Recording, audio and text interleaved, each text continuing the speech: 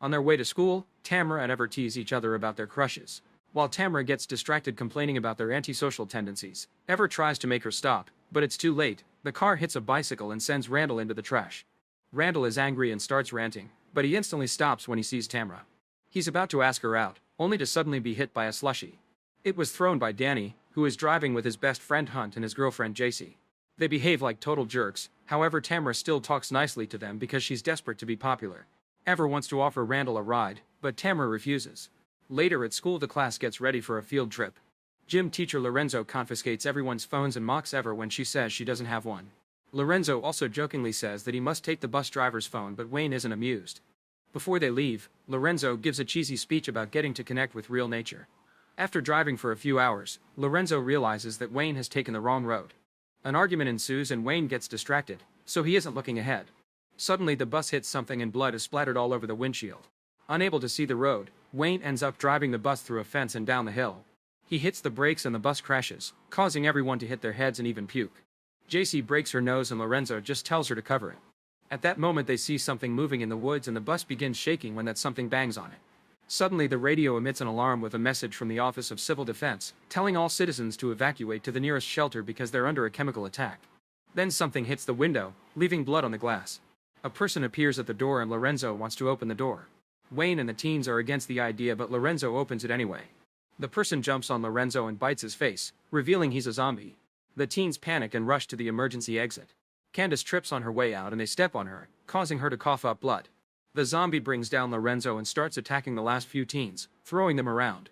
Ever grabs Candace's hand and tries to pull her out, but it's too late. The zombie has grabbed her feet and pulled her back into the bus.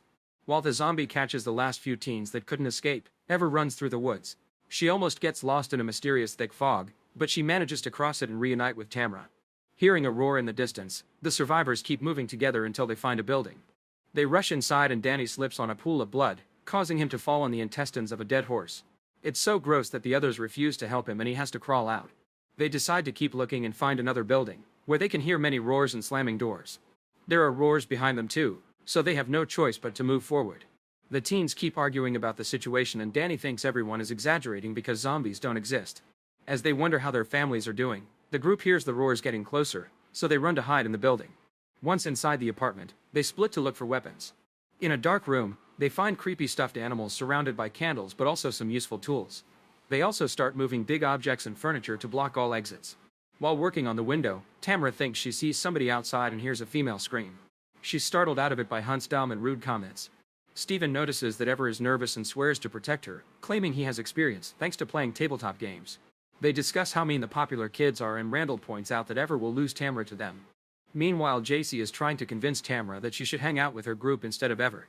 After they finish securing the apartment, they hear Candace's voice asking for help.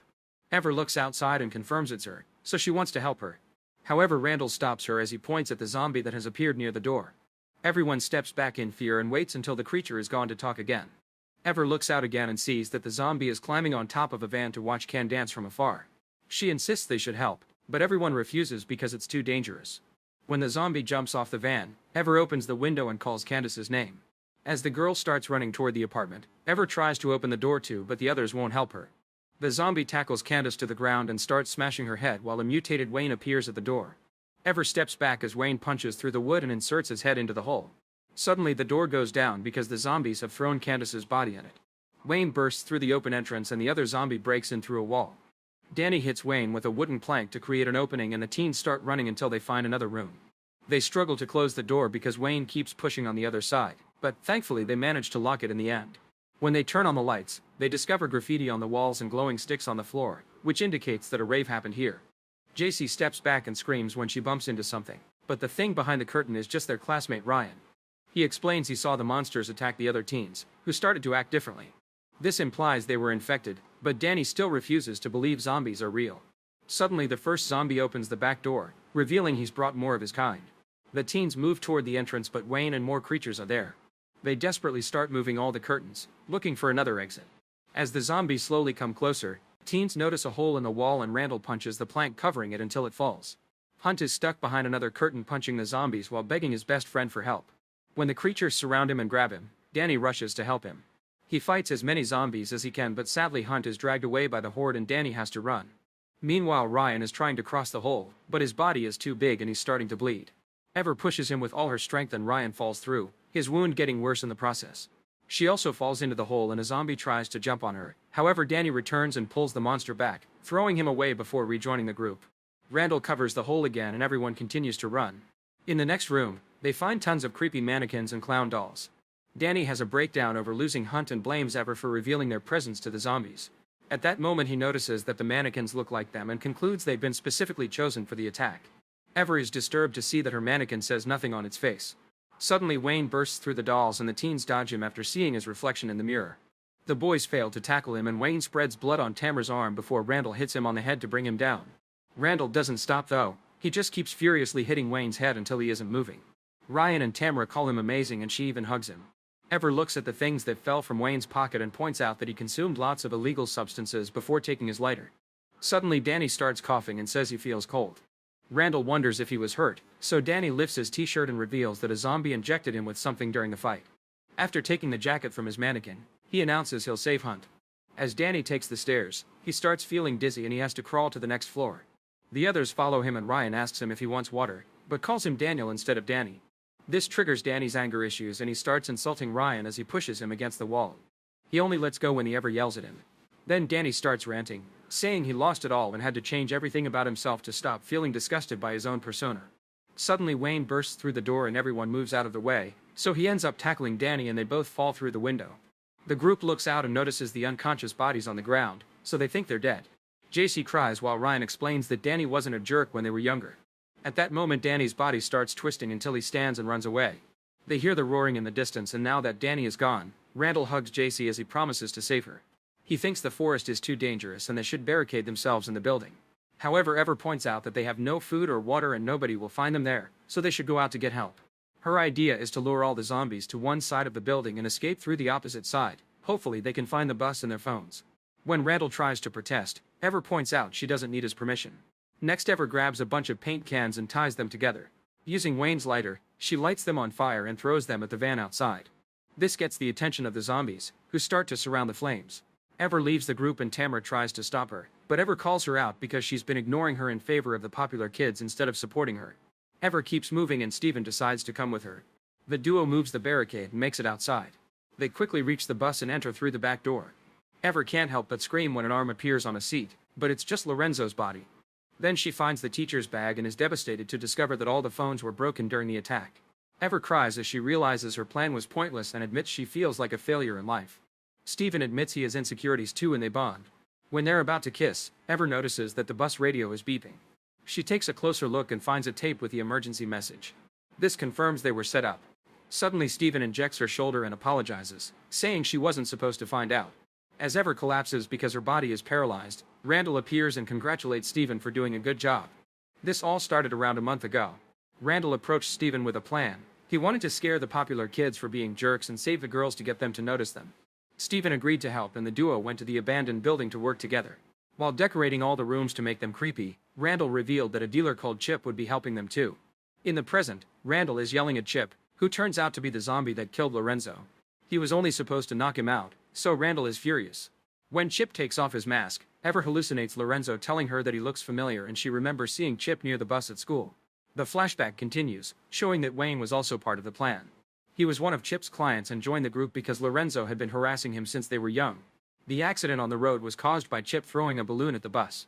All the zombies were their classmates from the bus, who were injected by Chip with a powerful green substance that made people slow, dumb, and agreeable. It was Wayne who destroyed the phones on purpose. In the bus, the three boys keep arguing and Steven is angry because Chip had promised that the green substance wouldn't hurt them. Chip insists it's true and that nobody will remember anything when they wake up.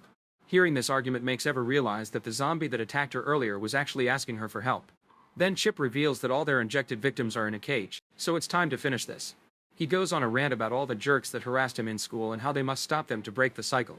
As he puts on a glove of syringes, Steven freaks out because he wasn't told this part of the plan. Randall announces he's going back to Tamara and apologizes to Steven.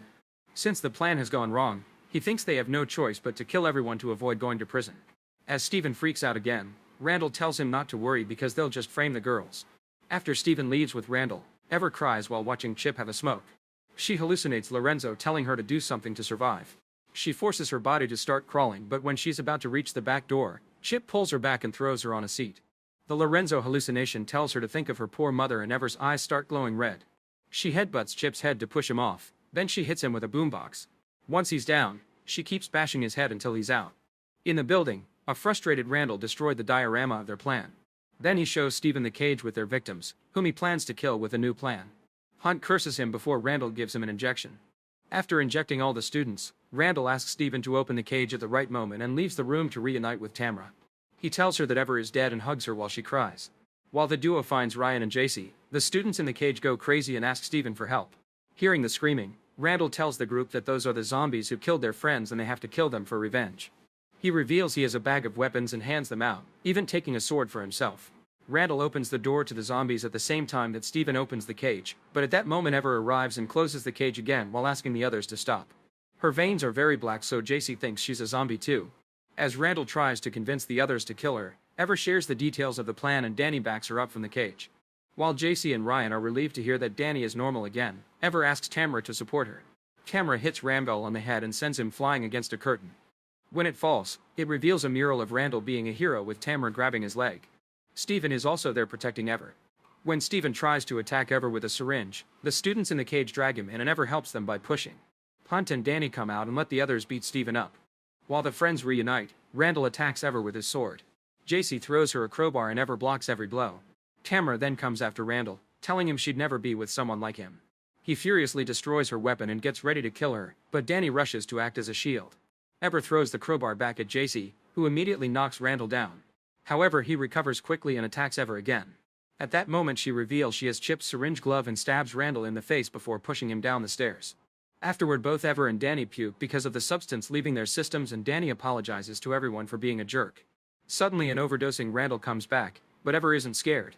All the students are recovering and ready to fight. They punch Randall several times, yet Randall still manages to headbutt JC. Ryan joins the fight and brutally beats Randall up until he's down, getting Tamra to call him awesome. Feeling better, Ever hits Randall in the face with the sword to finally knocking him out. A few hours later, Wayne wakes up tied outside. Steven and Randall are out and tied against the mural.